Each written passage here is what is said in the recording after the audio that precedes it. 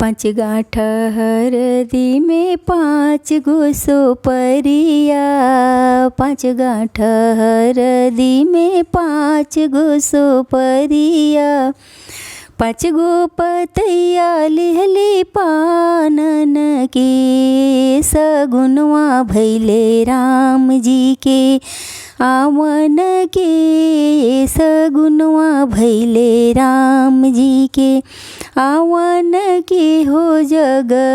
देखन के, सगुनवा भैले राम जी के आवन के, सगुनवा भैले राम जी के। पहिला सगुनवा हम गणेश जी के दिहनी, पहिला सगुनवा हम गणेश जी के दिहनी, संगवा मेरी थी सीथी आवन के, सगुनवा भैले राम जी के आवन के, सगुनवा भैले राम जी के।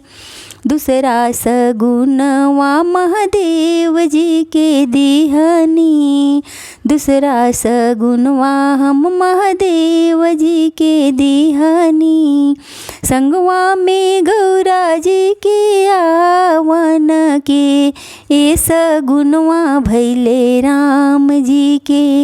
आवन के, सगुनवा भैले राम जी के।